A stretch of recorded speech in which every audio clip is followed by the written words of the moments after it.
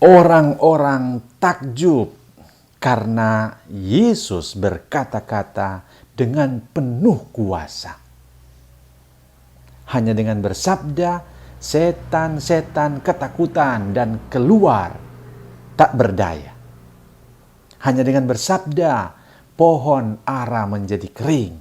Hanya dengan bersabda, orang-orang sakit menjadi sembuh. Bahkan, hanya dengan bersabda, orang-orang mati pun bangkit. Tapi sebenarnya kita juga punya kuasa. Sabda kita bisa merubah yang lain. Sabda kita bisa memberi semangat. Sabda kita bisa memberi efek jadi down orang. Bisa jadi marah.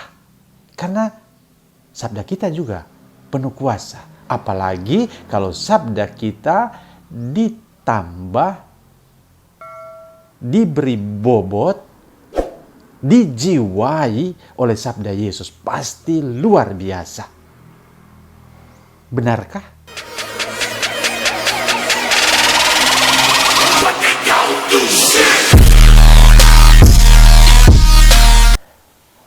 Salam jumpa bersama saya Pastor Chris dalam berbagi inspirasi hari ini. Dalam hidup sehari-hari sebenarnya kita bisa melihat bagaimana sabda kita juga penuh kuasa. Punya daya yang mampu merubah orang lain. Misalnya teman kita yang lagi tenang, yang lagi santai, kita mulai bilang dia yang negatif. Mulai hujat dia misalnya, mulai provokasi dia. Dia yang tenang perlahan-lahan mulai terbakar dan akhirnya akan marah-marah. Itu tanda bahwa sabda kita juga punya kuasa, tapi kuasa yang negatif, yang membuat orang lain terprovokasi dan menjadi marah-marah. Tapi ada juga sabda yang punya kuasa positif. Orang yang lagi kesepian, lantas kita pergi, dekati, dan berkata, "Saudaraku, aku mencintaimu." Dia yang kesepian akan berubah menjadi berbunga-bunga. Anak yang lagi kerja malas-malasan, lantas ibunya datang dan bilang, "Anak, kau luar biasa. Anak mama yang rajin. Anak yang tadi kerja malas-malasan akan berubah menjadi rajin." Karena kata-kata kita juga punya kuasa untuk merubah yang lain. Hanya pertanyaannya, kita punya kuasa positif atau negatif? Lebih banyak mengeluarkan kata-kata positif atau negatif? Lebih banyak dan lebih gampang memuji atau mencela? Lebih gampang menghargai atau merendahkan? Sehingga kata-kata kita mampu merubah orang lain untuk menjadi dihargai atau sebaliknya menjadi merasa tersinggung dan direndahkan. Orang-orang yang direndahkan pasti akan membela diri untuk meninggikan diri dengan cara marah, balas menghina, dan seterusnya.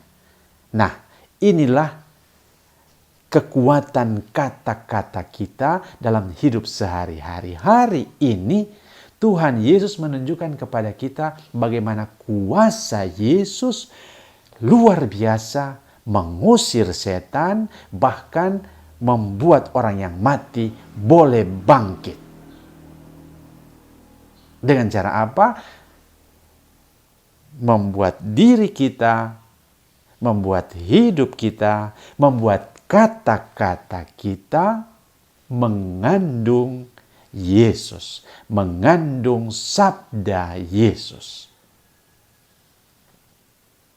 Dengan cara begini, kekuatan manusiawi kita akan menjadi lebih hebat, lebih powerful karena dijiwai oleh kekuatan Yesus yang menghidupkan.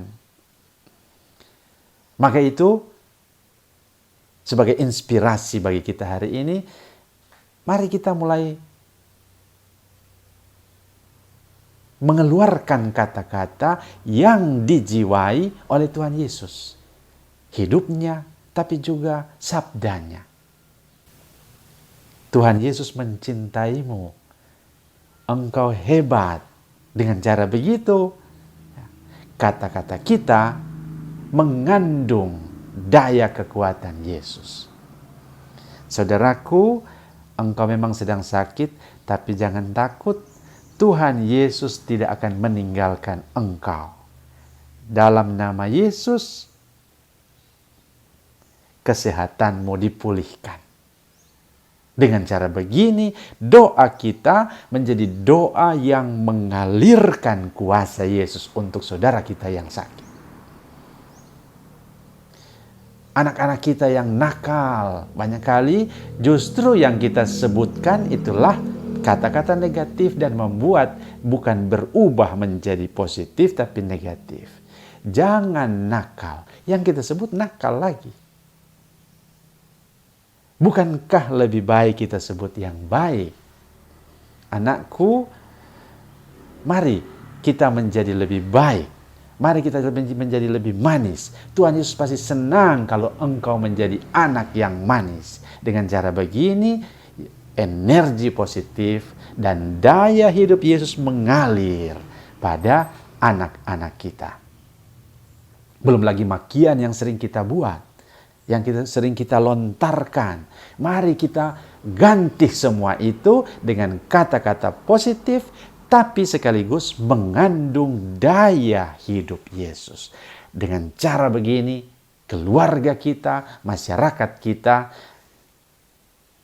lingkungan hidup kita pasti akan berubah. Karena apa? Karena dijiwai oleh Yesus sendiri yang adalah sabda yang menjelma menjadi manusia.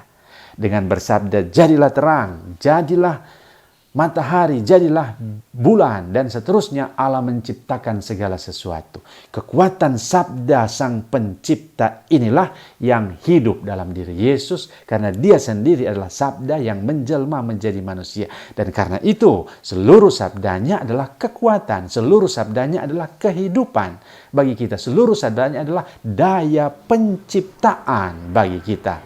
Dan itu yang jadi dalam bacaan Injil yang kita dengarkan, yang kita boleh baca hari ini, itulah ketika Yesus bersabda, setan keluar, dia keluar. Karena apa?